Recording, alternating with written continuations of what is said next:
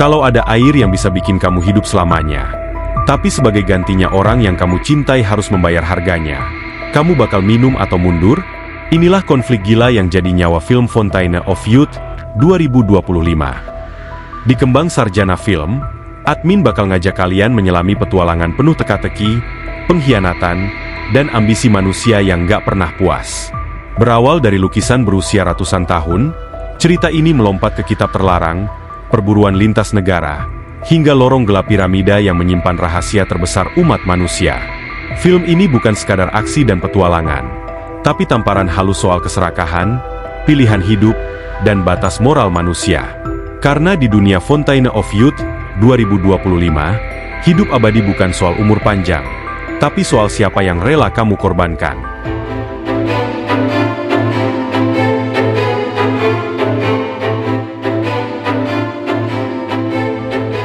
Film dibuka di Thailand, di mana seorang arkeolog bernama Luc Purdue mencuri sebuah lukisan berharga dari jaringan mafia setempat. Aksinya memicu kejar-kejaran sengit di jalanan Thailand, saat anak buah mafia memburu Luc tanpa ampun.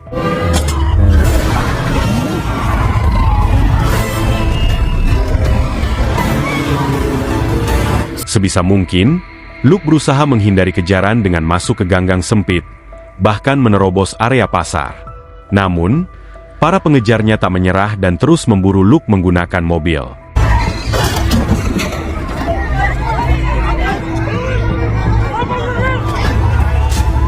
Sementara itu, Luc mencuri sebuah motor gerobak milik warga yang sedang terparkir dan langsung melarikan diri menuju stasiun.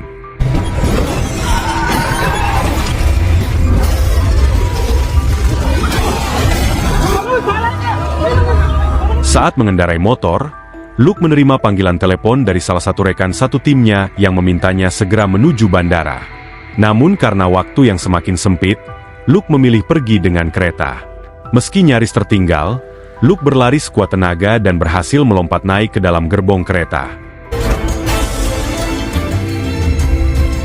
Pada malam harinya, saat Luc tertidur di dalam kereta, ia bermimpi berada di sebuah bangunan kuno dan mencuri sebuah topeng emas yang berkilau. Namun tak lama kemudian, Luc terbangun dan mendapati seorang wanita misterius berdiri di hadapannya. Wanita tersebut juga mengincar lukisan yang sebelumnya dicuri Luc. Wanita itu mengaku bekerja untuk memulihkan artefak-artefak langka dan unik. Ia datang bersama anak buahnya dengan tujuan merebut kembali lukisan yang dibawa Luc.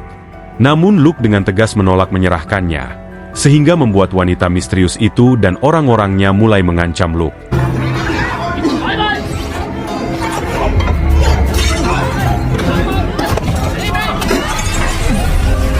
Namun Luc mampu melawan balik para pengejarnya dan berhasil mengurung wanita misterius itu di dalam toilet kereta. Setelah itu, Luc memanjat ke atap gerbong dan nekat melompat ke sebuah menara air demi meloloskan diri. Usai berhasil kabur, Luc kemudian menghubungi salah satu rekan satu timnya untuk menjemputnya. Sementara itu di London, adik Luc yang bernama Charlotte tengah terlibat pembahasan serius mengenai hak asuh anak bersama mantan suaminya dan pengacara mereka. Perselisihan tersebut terjadi karena keduanya sama-sama ingin mendapatkan hak asuh penuh atas anak mereka. Setelah itu, Charlotte kembali bekerja di museum dan terkejut saat melihat kakaknya tiba-tiba muncul di hadapannya. Di sana, Luc berpura-pura datang hanya untuk menjenguk Charlotte karena sudah lama tak bertemu. Ia lalu mengajak Charlotte untuk kembali bergabung dengannya dan berpetualang seperti dulu, saat mereka masih bersama ayah mereka. Namun Charlotte menolak ajakan tersebut. Ia kini telah menjadi seorang ibu dan memilih fokus pada pekerjaannya sebagai kurator museum. Untuk mengalihkan perhatian Charlotte, Luc kemudian menunjukkan sebuah lukisan dan mengatakan bahwa ada kerusakan pada karya tersebut. Tanpa disadari Charlotte, Luc diam-diam mencuri lukisan lain sebelum akhirnya kabur dari museum. Menyadari hal itu, Charlotte langsung mengejar Luc hingga ke area parkir. Luc mengatakan bahwa ia akan menyerahkan lukisan tersebut jika Charlotte mau masuk ke mobilnya. Namun begitu Charlotte naik, Luc justru tancap gas dengan kecepatan tinggi, memicu aksi kejar-kejaran sengit dengan pihak kepolisian.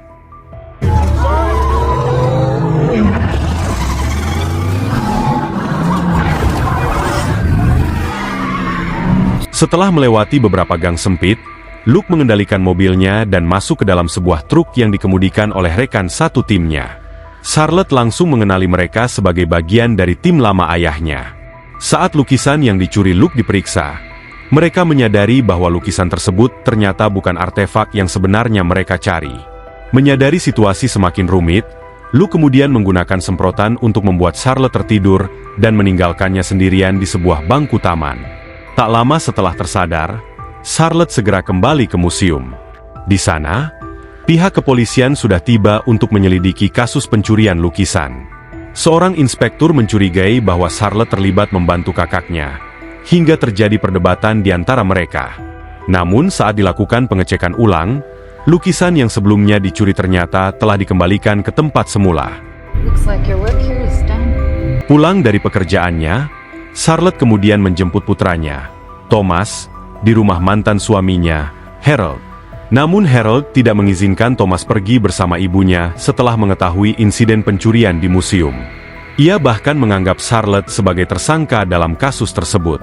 Merasa terpojok, Charlotte pun mendatangi markas Luke dan meluapkan kemarahannya karena sang kakak telah membuat kekacauan. Di sana, Charlotte justru mendapati Luke tengah berkumpul bersama timnya dan seorang miliarder kaya bernama Owen Carver.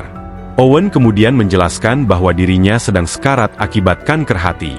Karena itu, ia menyewa Luke beserta timnya untuk mencari Fountain of Youth, mata air awet muda yang diyakini Owen sebagai satu-satunya harapan untuk bertahan hidup.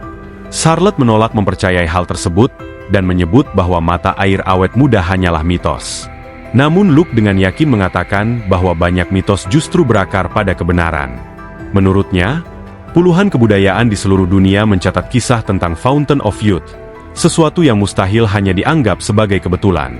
Konon, lokasi mata air tersebut sengaja disembunyikan dari manusia dan dijaga secara turun-temurun oleh garis keturunan tertentu demi melindungi rahasia besar itu. Luke kemudian meyakini bahwa wanita misterius yang terus mengejarnya, Esme, merupakan bagian dari keluarga yang selama ini melindungi rahasia tersebut.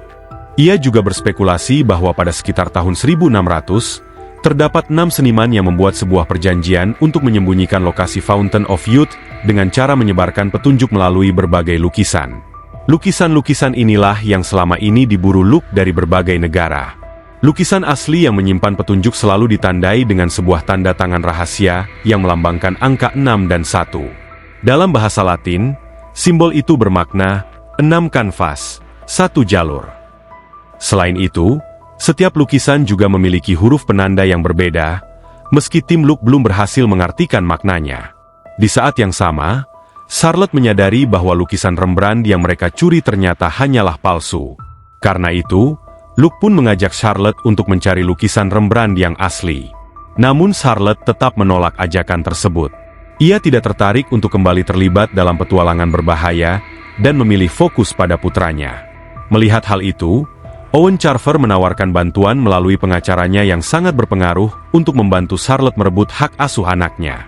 Meski begitu, Charlotte tetap menolak tawaran tersebut.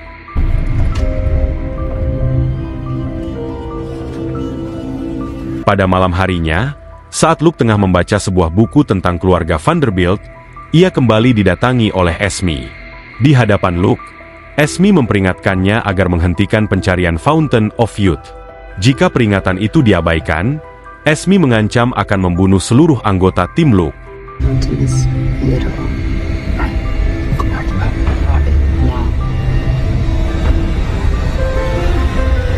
Keesokan harinya, Luke kembali mendekati Charlotte dengan menghadiri pertunjukan piano putranya, Thomas. Di kesempatan itu, Luke mengungkapkan bahwa ia telah menemukan lukisan Rembrandt yang asli. Ia pun sekali lagi merayu Charlotte agar mau ikut bergabung dalam pencarian tersebut. Meski sempat ragu, terlihat bahwa Charlotte sebenarnya tertarik dengan petualangan ini. Dan pada akhirnya, Charlotte pun memutuskan untuk bergabung. Selang beberapa hari, Luke bersama timnya dan Charlotte berada di atas sebuah kapal di perairan Irlandia. Mereka datang untuk mencari sebuah kapal pesiar yang tenggelam, tempat terakhir lukisan Rembrandt tersebut terlihat. Untuk mengangkat kapal itu, tim Luke kemudian mengerahkan beberapa peralatan ke dasar laut dan memasang tangki apung. Perlahan, Tangki tersebut bekerja mengangkat kapal pesiar yang tenggelam, hingga akhirnya muncul kembali ke permukaan.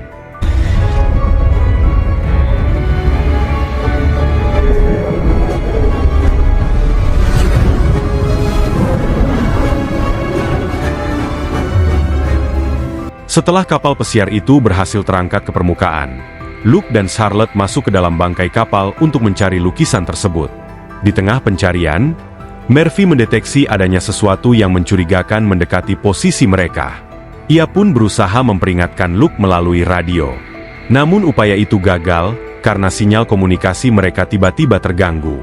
Tak lama kemudian, Murphy, Deb, dan Owen melihat ke arah luar kapal dan mendapati sebuah helikopter melayang di atas mereka. Dari helikopter tersebut, Esme turun bersama anak buahnya dan mendarat di kapal pesiar yang barusan terangkat ke permukaan.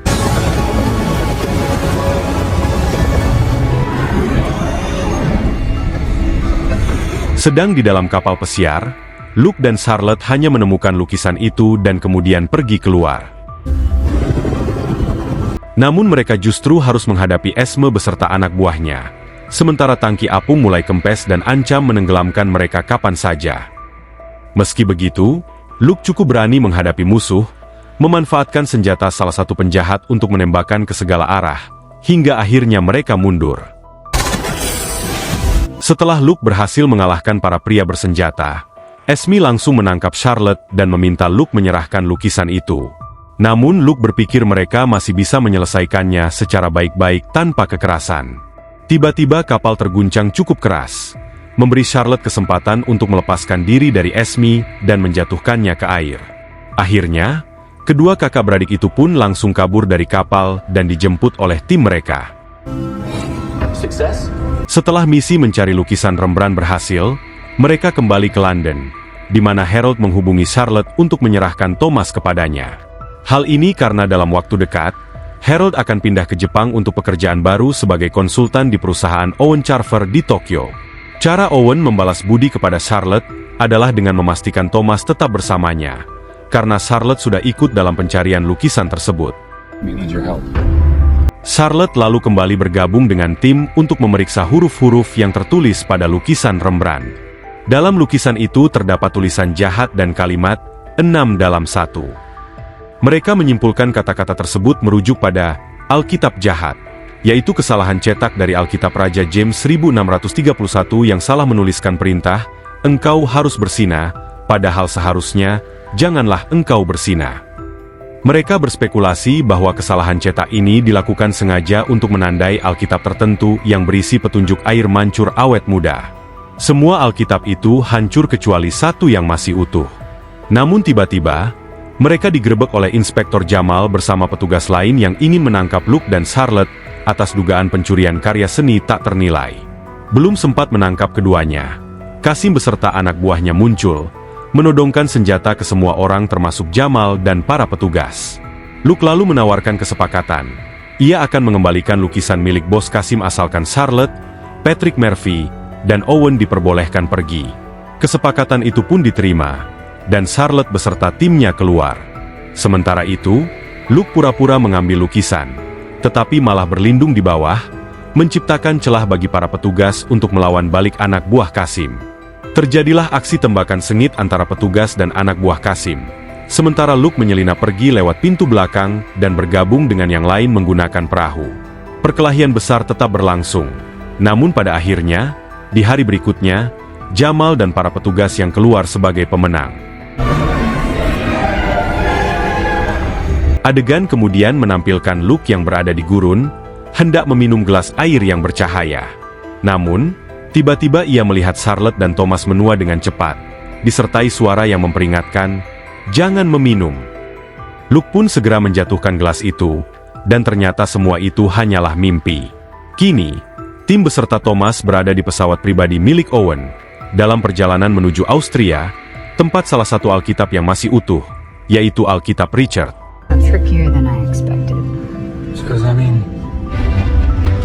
Sesampainya di Austria, Owen membawa Thomas jalan-jalan, sementara Luke, Charlotte, dan Deb masuk ke Perpustakaan Nasional Austria, sedangkan Patrick Murphy menunggu di dalam mobil. Di restoran, Owen mengajak Thomas makan sambil ditanya tentang kekayaannya yang tak terhingga.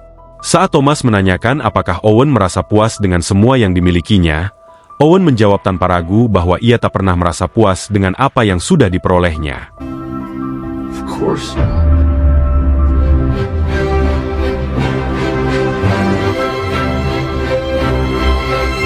Di sisi lain, Charlotte, Luke, dan Deb Mickle melihat kitab Richard di sebuah ruangan rahasia yang ditunjukkan oleh seorang pustakawan. Sementara itu, Patrick Murphy yang berjaga di luar melihat Esme datang bersama anak buahnya. Ia segera memperingatkan Luke dan Tim. Luke pun keluar dari ruangan rahasia, namun langsung berhadapan dengan Esme, dan perkelahian pun tak terhindarkan.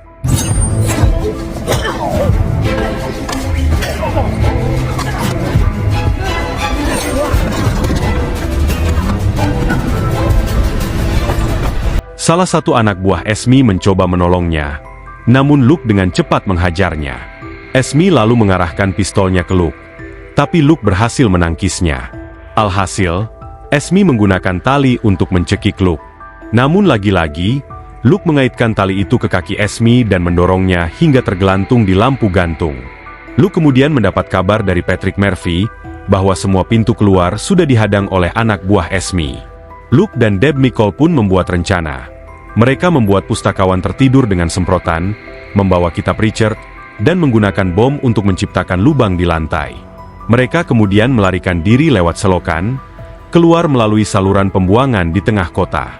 Sementara itu, dua anak buah Esme menghadang Owen dan Thomas, namun Owen dengan mudah menjatuhkan mereka.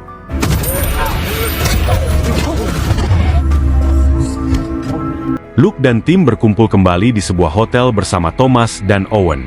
Di sana, mereka memeriksa kitab Richard yang dicuri dan menemukan pola angka di lapisan emasnya, hanya menggunakan angka 17, sehingga membuat mereka kewalahan memecahkan kodenya. Sementara itu, Thomas mengadu ke Charlotte bahwa tadi ia dihadang oleh dua penjahat yang mencoba menculik mereka. Namun kedua penjahat itu berhasil ditaklukkan oleh Owen. Mengetahui putranya mungkin dalam bahaya, Charlotte memutuskan untuk mundur dari petualangan. Tapi ketika keduanya hendak keluar, Thomas melihat Patrick Murphy sedang memecahkan pola angka itu, dan memberitahu Charlotte bahwa ia tahu tentang pola tersebut. Akhirnya, Charlotte membawa Thomas kembali ke dalam. Thomas menjelaskan bahwa pola angka itu adalah 7 not musik dasar. Ia mulai memainkan lagu berdasarkan pola tersebut, dan setelah dicari di internet, lagu itu ternyata berjudul Weather in the Desert atau Air di Gurun. Karena lagu ini sudah sangat tua, mereka tak menemukan siapa penciptanya. Lagu itu dibuat untuk menghormati 7 keajaiban dunia kuno. Tim kemudian memeriksa peta dan menandai jalur lukisan-lukisan di atasnya. Mereka menemukan jalur itu sejajar dengan 6 keajaiban dunia, kecuali 1, Piramida Giza. Charlotte dan tim pun yakin bahwa air mancur awet muda berada di sana. Tanpa menunggu lama, mereka bersiap-siap berangkat ke Mesir. Owen meminta agar Charlotte tetap ikut dan berjanji menyewa keamanan untuk menjaga Thomas. Dalam perjalanan, Luke kembali bermimpi tentang topeng emas. Kali ini menampilkan seorang pria misterius yang seakan meminta tolong. Saat tangan pria itu memegang pasir, zat hitam tiba-tiba menyebar dan masuk ke tubuh Luke. Sementara itu, di Vatikan, Esme bertemu pemimpin pelindung yang memberinya kunci khusus untuk mencegah siapapun meminum air dari air mancur awet muda, demi melindungi umat manusia. Beberapa saat kemudian, Luke dan tim tiba di Piramida Giza, dipandu oleh seorang profesor terkenal yang mengajak mereka berkeliling piramida. Namun saat sampai di tengah piramida, Owen langsung memerintahkan anak buahnya untuk mulai menggali menggunakan peralatan canggih. Profesor pun memprotes karena ini menyangkut perlindungan monumen bersejarah, tetapi anak buah Owen malah mengusirnya. Sementara itu di luar, Inspektur Jamal datang dan berniat masuk, namun anak buah Owen langsung melarangnya. Tak lama kemudian, Inspektur Jamal kembali membawa rombongan mobil polisi. Tanpa basa-basi, anak buah Owen yang tadi melarang Inspektur Jamal pun melepaskan tembakan ke arah rombongan mobil polisi tersebut. Sementara itu, Esme juga berada di sekitar lokasi dan menunggu situasi tembak-menembak mereda. Kita kembali ke Luke, Charlotte, Thomas, dan Owen yang mulai memasuki lorong-lorong piramida hingga akhirnya mencapai sebuah ruangan khusus. Di sana terdapat sebuah batu besar yang menghalangi jalan menuju ke bawah. Owen pun memerintahkan anak buahnya untuk menyingkirkan batu tersebut dengan cara apapun. Ia bahkan berniat memasang bahan peledak. Namun hal itu langsung diprotes oleh Luke dan Charlotte. Di saat yang sama, Thomas menemukan sebuah alat musik tua dan mulai memainkannya. Suara alat musik itu memenuhi seluruh ruangan. Charlotte kemudian memukul sebuah gong besar yang berada di atas batu, membuat pasir-pasir di permukaannya mulai membentuk pola-pola misterius. Secara mengejutkan, Charlotte mampu menggeser batu besar itu hanya dengan satu tangan, membuka sebuah lempengan raksasa di bawahnya. Charlotte, Luke, Thomas, Owen, serta salah satu anak buah Owen bernama Pigger lalu naik ke atas lempengan tersebut, yang perlahan membawa mereka turun ke ruang paling bawah. Sementara itu di luar, Patrick Murphy dan Deb Nicole menyadari bahwa pihak keamanan Owen telah bertindak terlalu jauh. Keduanya pun mencoba menghentikan mereka. Namun Deb justru tertembak di bagian lengan. Saat para penjaga keamanan itu hendak membunuh Murphy dan Deb, karena mengira mereka berpihak pada polisi, tiba-tiba sekumpulan orang bersorban yang menutup mukanya muncul dan menyerang para penjaga tersebut hingga tewas.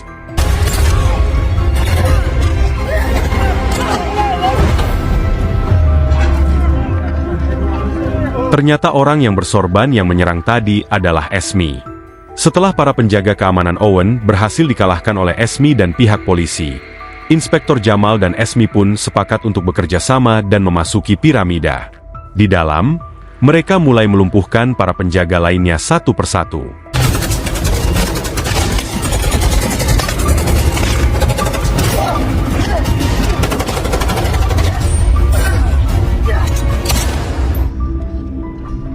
Di sisi lain, Luke dan yang lainnya tiba di sebuah koridor yang dipenuhi tulisan Egypt di sepanjang dinding. Blessed is he. Di sana, mereka juga menemukan sebuah pintu dengan ukiran pohon kehidupan. Charlotte lalu mengambil ember berisi resin yang telah memfosil dari patung Dewi Naunet, kemudian menempelkannya ke ukiran pohon tersebut.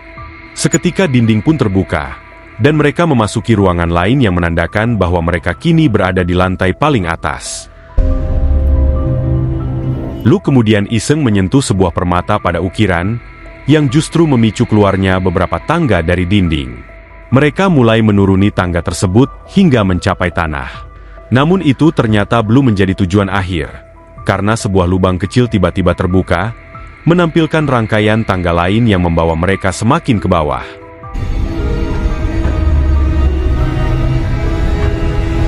Saat mereka turun ke bawah, terlihat sebuah genangan air kecil di tengah ruangan yang diyakini Luke sebagai air mancur awet muda yang selama ini mereka cari. Charlotte kemudian mengingatkan yang lain tentang tulisan Egypt di dinding yang menyebutkan bahwa siapapun yang tidak siap menerima berkat akan mendapatkan kutukan sebagai gantinya. Namun Owen justru memaksa Luke untuk meminumnya lebih dulu sebagai uji coba. Jika air itu benar-benar berkhasiat, Owen berniat mengambilnya dan menjualnya dengan harga tinggi. Luke jelas menolak untuk meminumnya, membuat Owen murka hingga menembak lengan Luke. Tak memiliki pilihan lain, Luke pun akhirnya terpaksa meminum air tersebut. Saat Luke menyentuh genangan air tersebut, air mulai mengalir dan memenuhi ruangan. Pada saat yang sama, darah dari lengan Luke menetes ke dalam air, membuat air itu berputar mengelilingi tubuhnya dan perlahan mengangkatnya ke udara.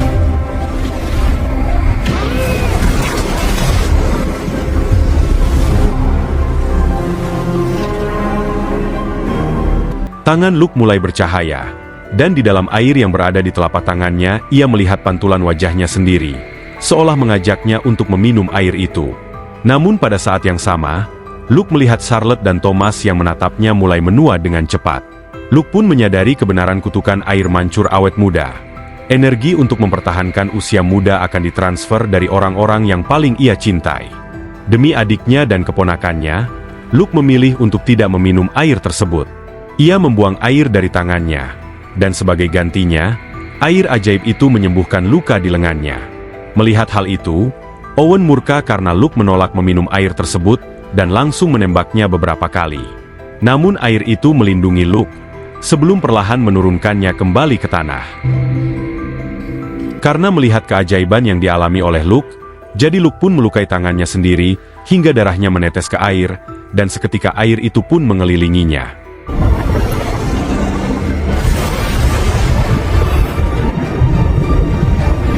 Di sisi lain, Esme menggunakan kunci yang diberikan oleh sang pemimpin pelindung untuk menutup kembali sumber air mancur awet muda. Sesuai dengan perkataan sang pemimpin, jika air tersebut diminum oleh orang yang hanya mementingkan diri sendiri, maka ia akan membawa kutukan. Namun bila air itu disentuh oleh seseorang yang peduli dan rela berkorban, kekuatannya justru akan memberikan imbalan berupa penyembuhan, tanpa harus merenggut energi dari orang-orang yang ia cintai. But with that beguileception. Begitulah yang terjadi pada Owen yang hanya mementingkan dirinya sendiri.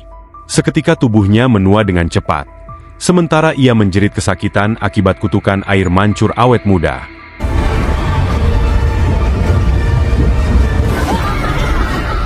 Saat air mulai menggenang, Esme segera memukul gong, membuat seluruh pintu mulai menutup.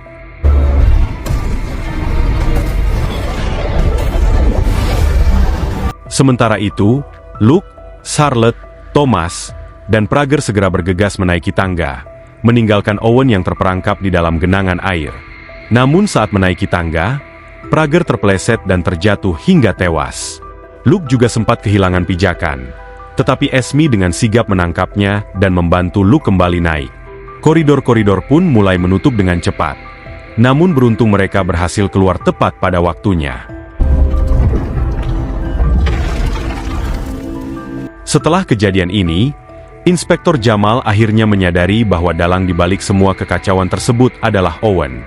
Meskipun sejak awal Esme kerap berselisih paham dengan Luke, ia mengakui bahwa dirinya terkesan dengan kemauan keras Luke yang pantang menyerah dan rela berkorban demi orang-orang yang ia sayangi. Sementara itu, Charlotte yang sebelumnya berniat menghentikan petualangannya, akhirnya berubah pikiran dan memutuskan untuk kembali berpetualang bersama Luke, Thomas, Deb, dan Murphy. Dengan semangat baru, mereka pun melanjutkan perjalanan mereka, dan film pun berakhir.